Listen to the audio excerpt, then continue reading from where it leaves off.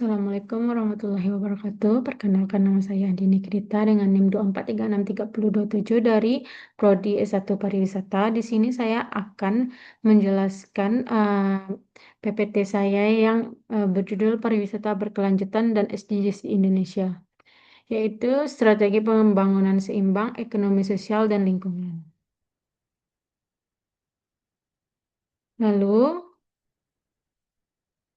pada yang pertama-tama, mengapa kita membahas ini? Kita tahu Indonesia itu sangat kaya akan budaya dan keindahan alam. Sektor pariwisata selama ini menjadi mesin penggerak ekonomi yang luar biasa, membuka lapangan kerja dan menghidupkan UMKM. Namun paradigma kita harus berubah.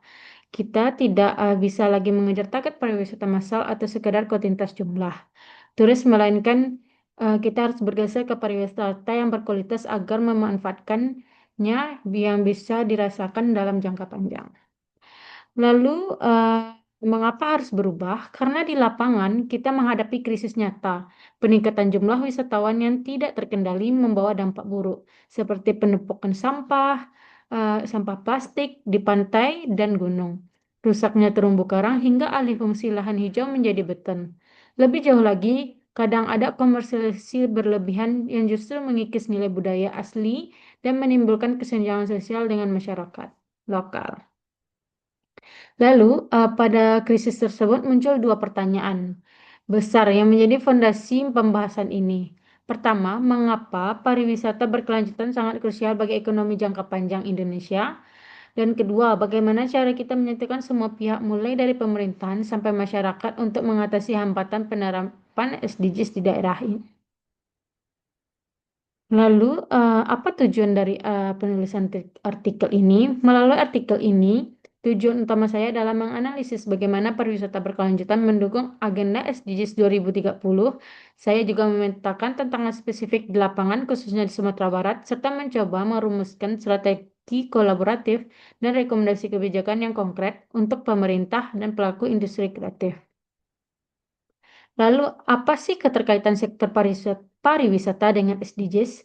Ah, Teman-teman bisa melihat pada diagram di slide ini, sektor pariwisata sebenarnya punya kontribusi besar pada pilar-pilar SDGs. Kontribusi terbesar pada pilar yaitu menjaga iklim dan ekosistem sebesar 40%. Lalu diikuti dengan ekonomi untuk menyediakan pekerjaan layak, lalu konsumsi melalui produksi yang bertanggung jawab, serta kemitraan melalui kolaborasi global.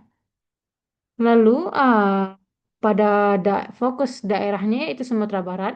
Sekarang mari kita ambil contoh di Sumatera Barat yang mempunyai destinasi luar biasa seperti kawasan Mandeh, Danau Singkara, Lembah Harau, Istana Pagaruyung. Namun, ancaman pencemaran pesisir di Mandeh dan isu konservasi air di Singkara adalah alam bagi kita.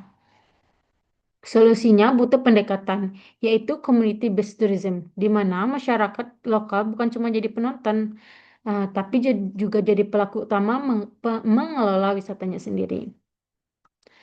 Lalu, ini adalah metrik parent stakeholder-nya, yaitu menjaga keberlanjutan ini tidak bisa sendirian.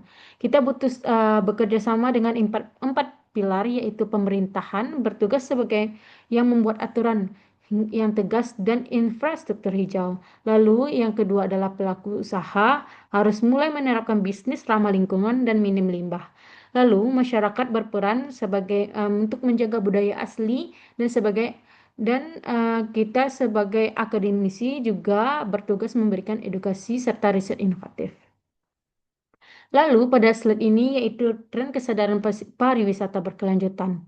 Kabar baiknya sepertinya terlihat pada grafik tren ini kesadaran masyarakat wisatawan terhadap pariwisata hijau terus meningkat dari tahun ke tahun.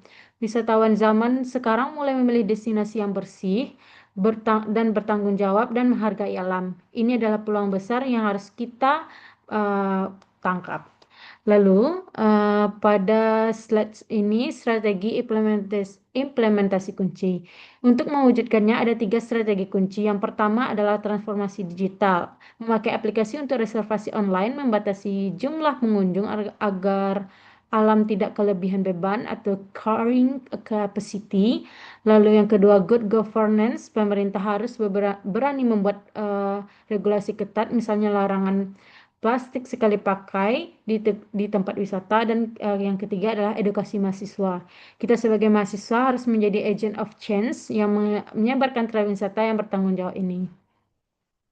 Lalu pada slide ini sebagai penutup kesimpulannya adalah pariwisata berkelanjutan bukan lagi sekedar tren atau pilihan, melainkan sebuah kewajiban demi masa depan Indonesia dan target SDGs 2030.